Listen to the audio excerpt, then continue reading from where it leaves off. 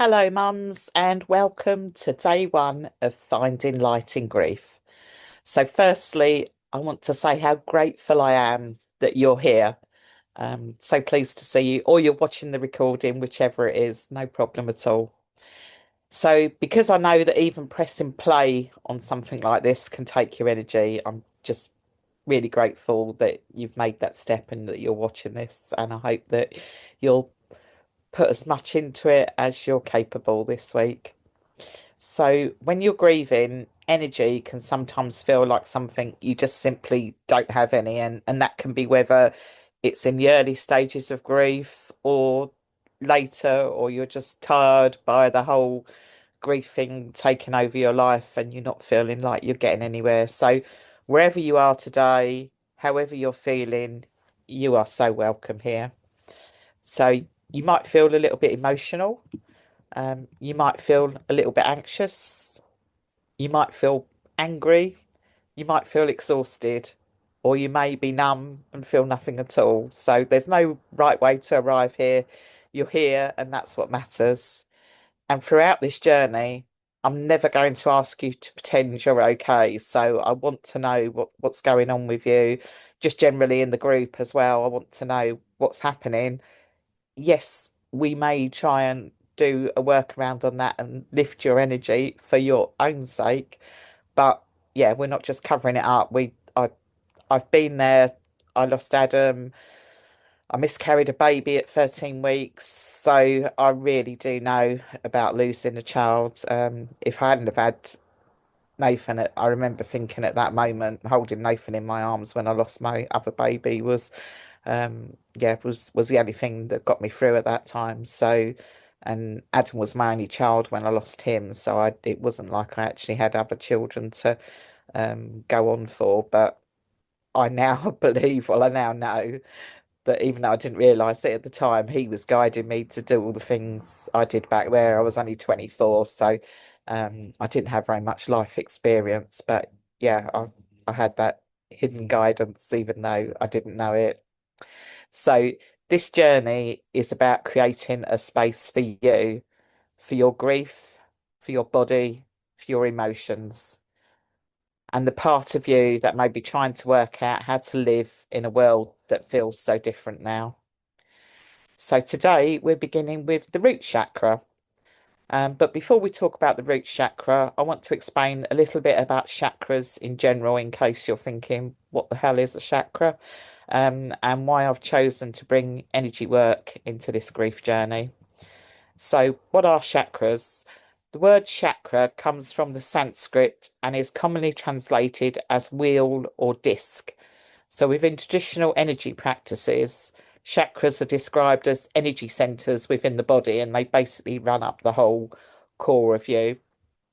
And each chakra is connected with different themes within our human experience, such as safety, which is the root chakra, emotion, personal power, love, communication, intuition, and spiritual connection. So that's the rising up through the body there. Now, you don't need to know anything about chakras to do this work. You don't have to understand everything immediately, and you don't have to force yourself to believe anything that doesn't feel right for you. But yeah, just trust the process. Even later, when it comes to the healing, just listen. The healing replays, a lot of the healing I do is on a quantum level. So, yeah, you don't even need to be aware of what's happening. It's just working through your energy field. So I simply want you to approach this journey with curiosity, just a curious mind, just be a little open. Because for me, chakra work just gives us a map. You may see behind me, I actually got chakra posts up on there in my lounge because yeah, it's just the center of the energy work. So a way of gently asking ourselves, you can say, "What am I feeling?" Some days you might not know. I know in the early days, I was numb in myself a lot of time, either with just focusing on work and taking my mind there. So my mind didn't race off on all the other zillions of things it could do.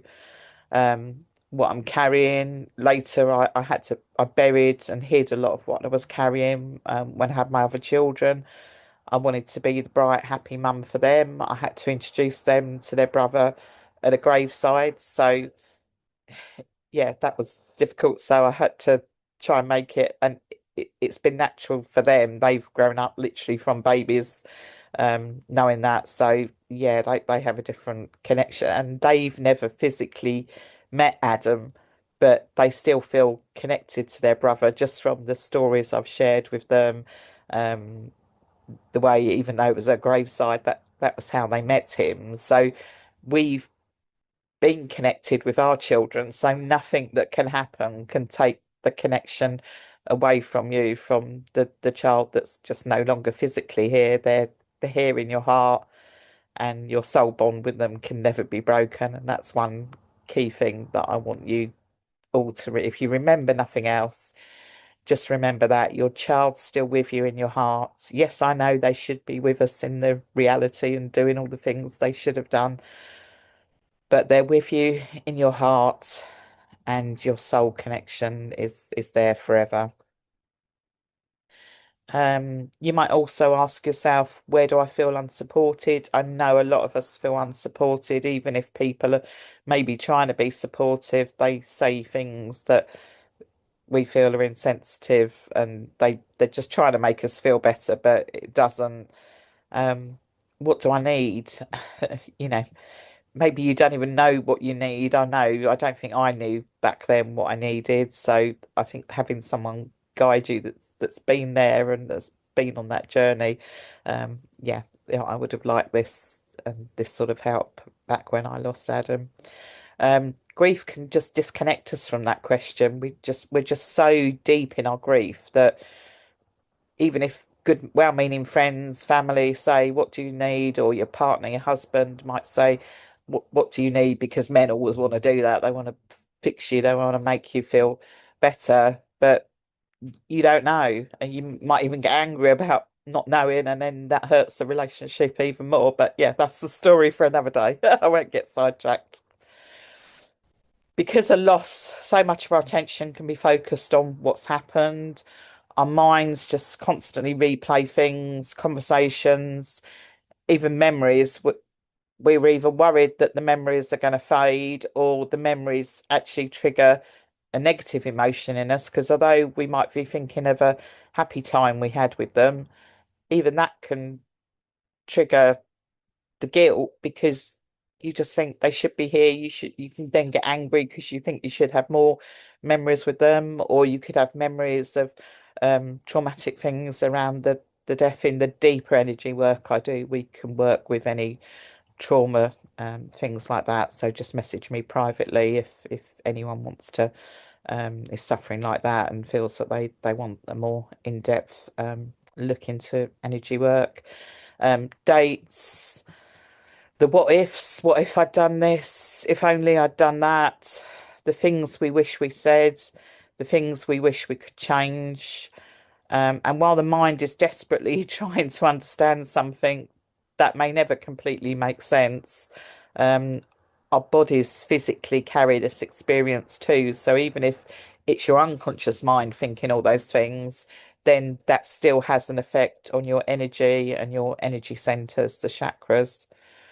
That's where the energy work can begin, with a gentle awareness of self-care. So we're not trying to erase the grief. We're not trying to energetically bypass our emotions. We're simply sitting with ourselves and beginning to listen, how we're feeling, what we need, etc. So, how the chakras relate to grief. So, grief affects every part of us, emotionally, mentally, physically, and for many of us, spiritually. Sometimes it'll make you, if you had a strong faith before, you can then think, oh, what I believe must have been rubbish, otherwise this wouldn't have happened. So you can go the other way. Other people, it took a few years for me to get to that point, like myself, will find the faith, find some sort of form of spirituality, and it doesn't matter what you refer to it. Just I just think it's source, a deeper connection, the universe, there's universal laws. So, and it all makes sense. We don't argue with things like gravity, um, is one of the universal laws. So, yeah, nobody argues with that. But with some of the other ones, we think, really? But more about that another day as well.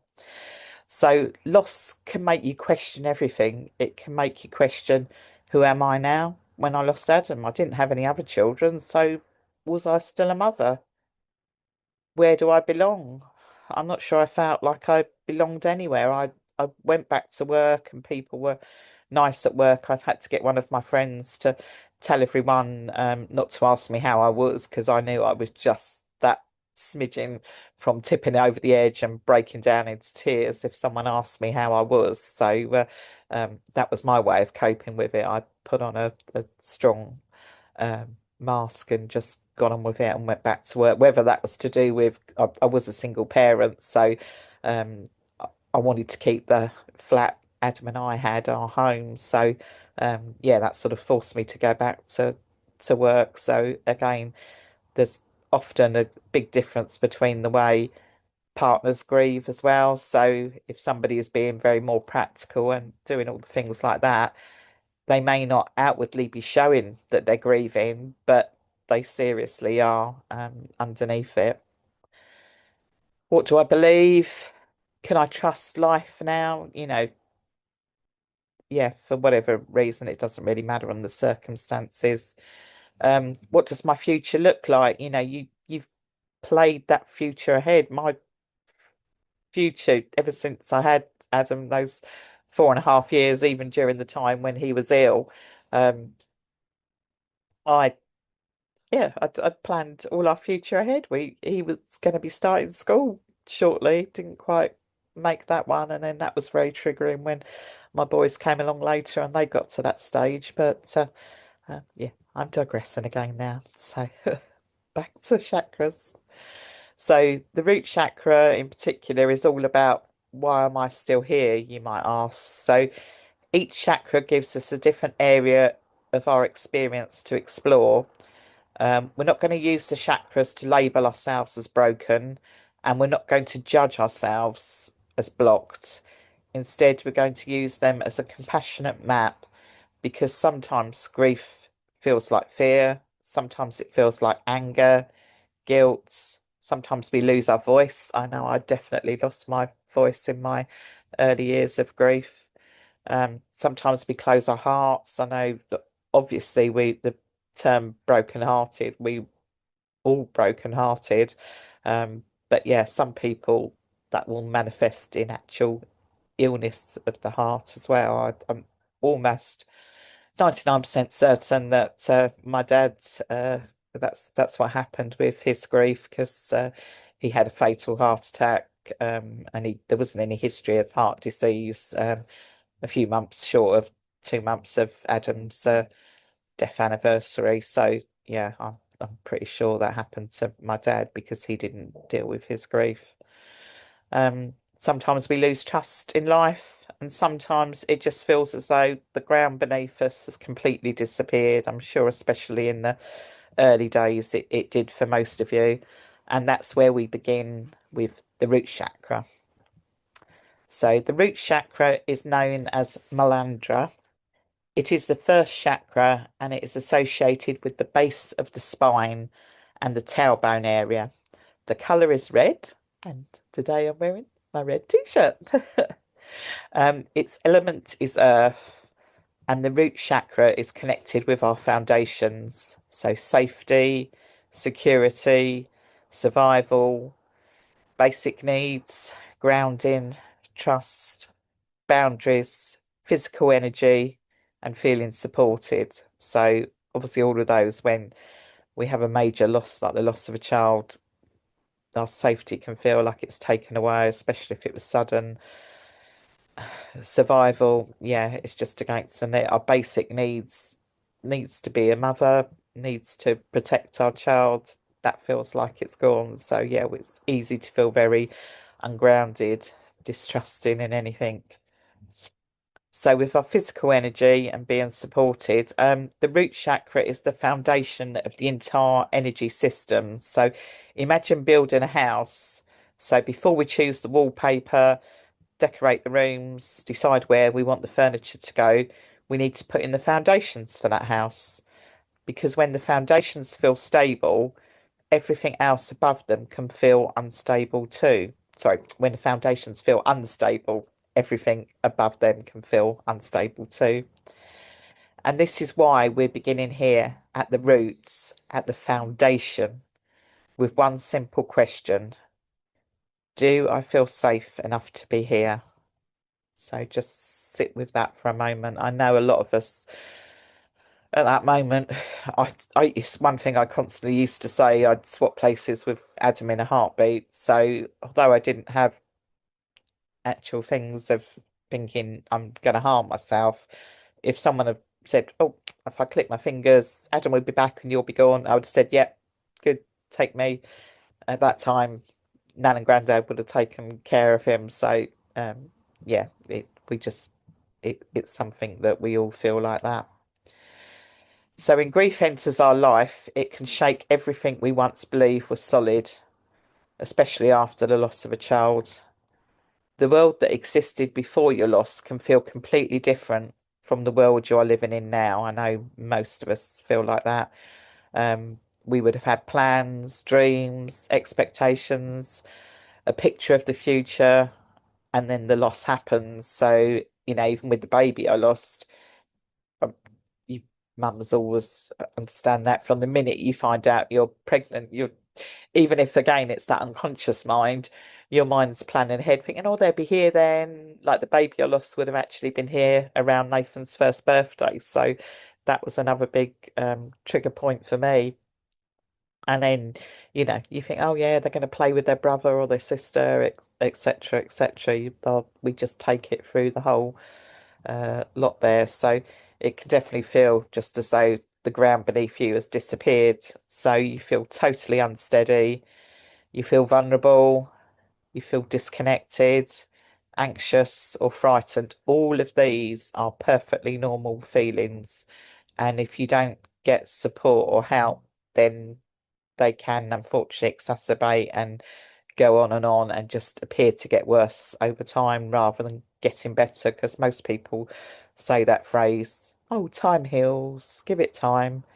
Time alone doesn't heal. It's only when you actively do something for healing that the process can begin like that. I know that I'd move forward in so many ways, but yeah, it all came flooding back 20 years later with because I'd still locked away the element of sadness and pain. And then looking back over those years, I can see all the different points where I suffered across the years and it affected the relationships when my other boys were younger, the relationship with my husband, who wasn't Adam's dad, but yeah.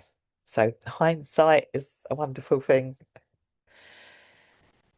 So, um, yeah, because there's something unimaginable has happened once, your mind may begin to question everything.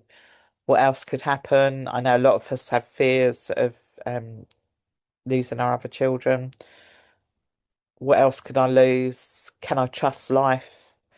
Can I trust my body? So we stop listening to our body and listening to the signs that it's trying to give us. Can we trust the future? So these are all root chakra things. And today we're not going to try to convince ourselves that the whole world is safe, because after loss, that may not be believable. Instead, we're going to come back to this moment right here, right now. So just take a breath in, deep breath from your heart space, and just feel, can I feel the chair supporting me? Can I touch my feet on the floor and feel grounded? Can I notice my breath? And can I look around the room and remind myself that I am here? So that's a simple grounding practice that you can do anywhere. If you're feeling anxious, just take a deep breath, feel your body wherever it is sitting. It could be sitting in the car, sitting in your chair at work. Get your feet to touch the floor if you can. Um, if you can, even better, you go outside and stand on the grass to actually ground from Mother Earth, from nature. Notice your breath. Try and slow and steady your breath if you can, or just look around the room that you're in and try and use your senses. So, is there one thing? What's one thing you can see?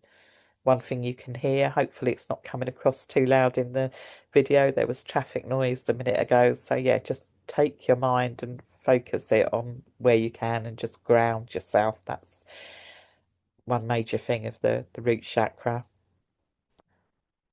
And then the specific areas of grief that relate to the root chakra are denial and shock, which are often two of the common feelings that we have, particularly in the early stages of grief. I remember how shocked I was when Adam finally passed. I knew he'd been given a terminal diagnosis. It was obvious he was getting worse, medication, etc., that he was on, but I still remember at the time thinking, "Oh my God, he's actually gone," because there's that big bit of you that's hoping against hope that he'll beat the cancer in his case and that he will come through. So, and obviously, if it can be even more of a shock if you were one of the mums that just got the ring on the doorbell, knock at the door, the phone call.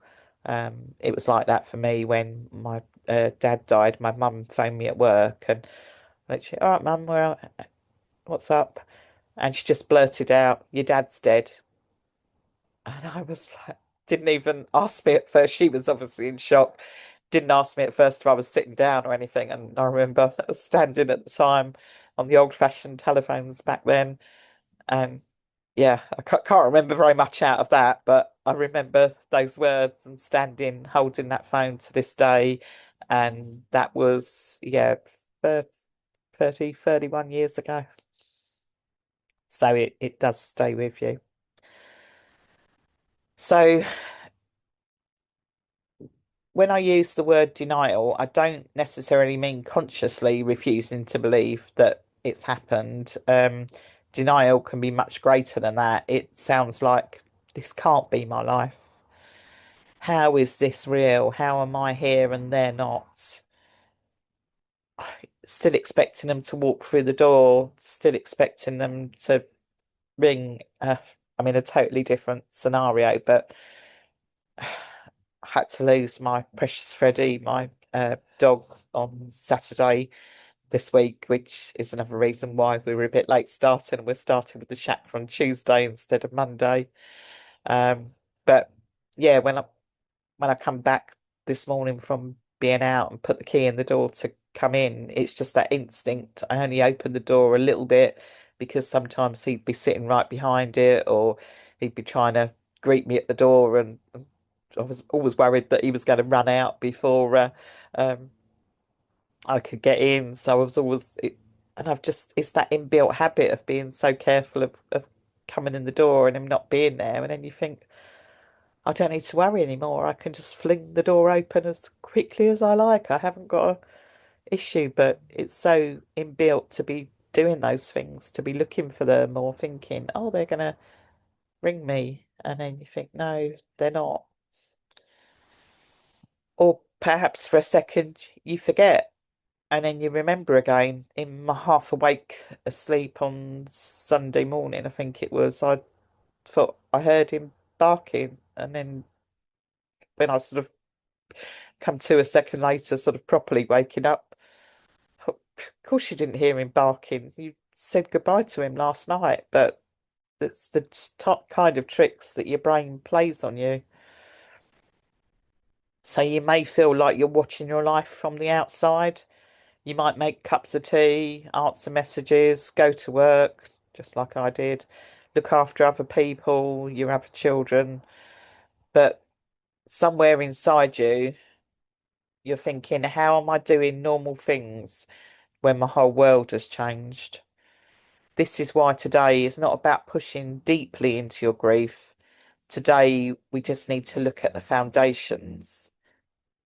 Today is about care, which is one of the main four or five C's in my program. So the first one is choice. You want to make the choice that you're going to look at your grief, you're going to look and explore healing. Then you're going to start by caring for yourself. So that's physical, mental, emotional, and spiritual, looking at all the different aspects of that. And then from there, we move on to connecting and communicating, and then eventually to create our life going forward with one very important thing, with our children very much part of our lives. So that is my big thing with that. Um, Instead, maybe could ask, what does our body need to feel a little bit more supported today? Not forever, not next year, just today. So again, sit, tune in with yourself. What one thing could my body do with to feel supported today? If that's rest, maybe it's a little bit more sleep.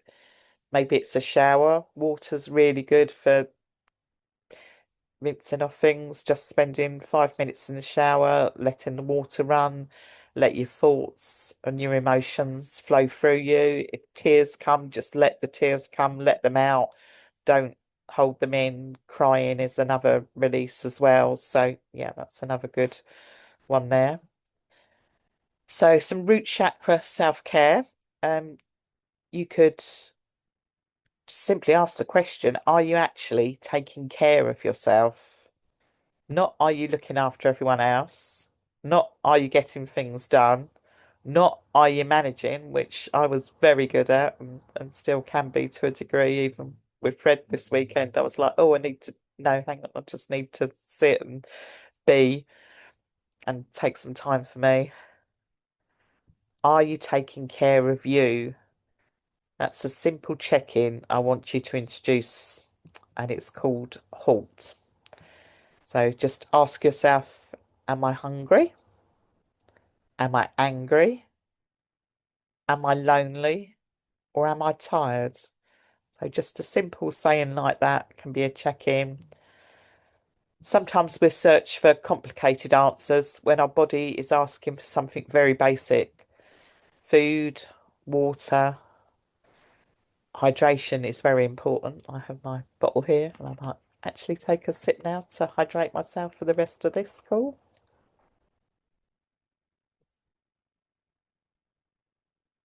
Yeah, feed your body. Do you need rest like I did yesterday? Do you need warmth? If you feel like you want to just snuggle up with a blanket or a bit of their clothing, whatever it is.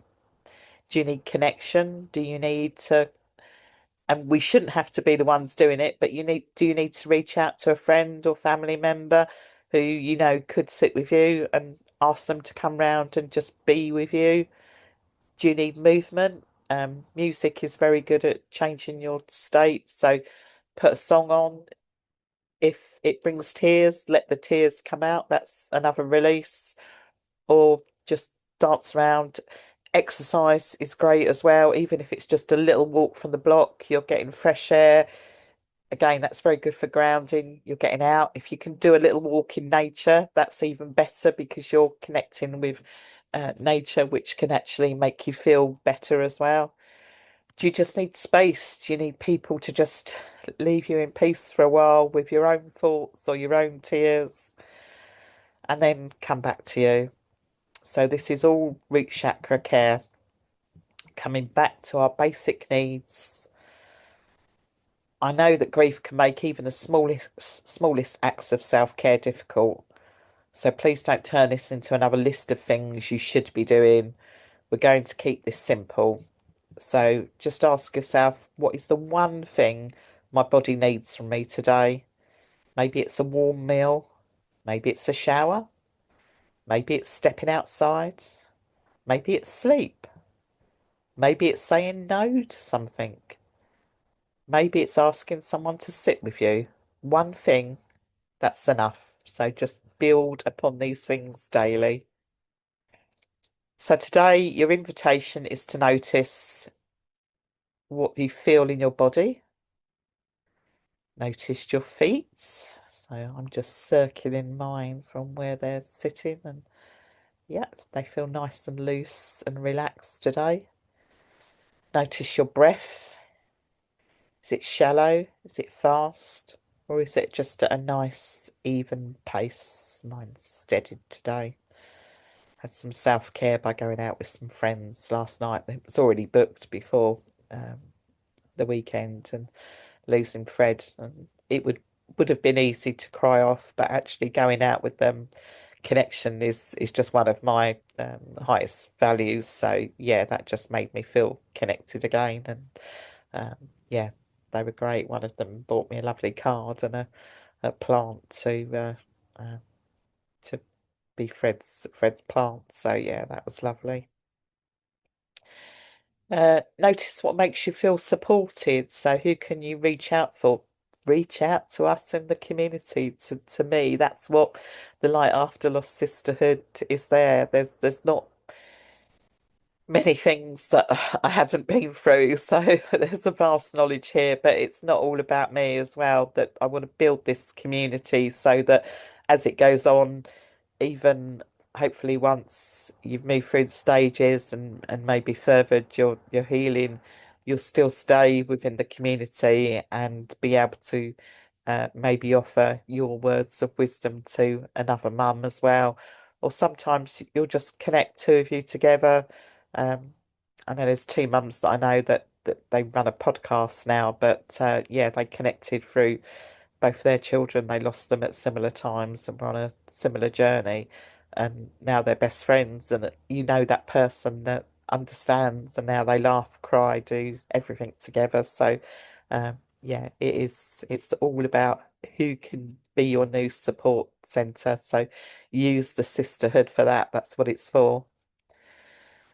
And notice when you reach what you reach for when you feel unsafe or unsettled. So, one of my vices back then, as such, was reaching for alcohol. So, not so much during the week, but at the weekends. I was only 24 when I lost Adam. So, my none of my friends had children, so let alone imagining what it's like to lose a child. So they just thought, oh God, we don't want Jude stuck in the flat on her own at the weekends, so we need to make sure she comes out with us. And because I'm a Libra and I like things balanced and harmonious, and I didn't want to upset them, and I'm a people pleaser, or was a people, I'm still people pleaser to a degree, but was more of a people pleaser back then. I went out with them, and then to get through the night out, because I certainly wasn't having fun. It might have looked like it to them, but yeah, inwardly I'm dying. Outwardly I'm drinking and doing the sort of things that a normal 24-year-old would do. And then yeah, didn't matter that I was hungover on the Saturday night, Sunday morning then, because I didn't have Adam to look after on the Sunday, so roll on around and then back to work Monday. And yeah, that was my life. I was on that hamster wheel, so I get it if that's where you are now. So no judgment, just curiosity of what you're noticing today. And our affirmation for today is we place our hand on our heart and just take a bit of a breath. I am here. I am breathing. And I am supported in this moment. And now, if you want to do it now, I'm going to do a short 10-minute root chakra guided meditation. But yeah, do feel free to come back to that later. I will put the meditation as a separate recording so you can repeat it later on should you wish. So um, yeah, I'm just going to pause for a second while I just get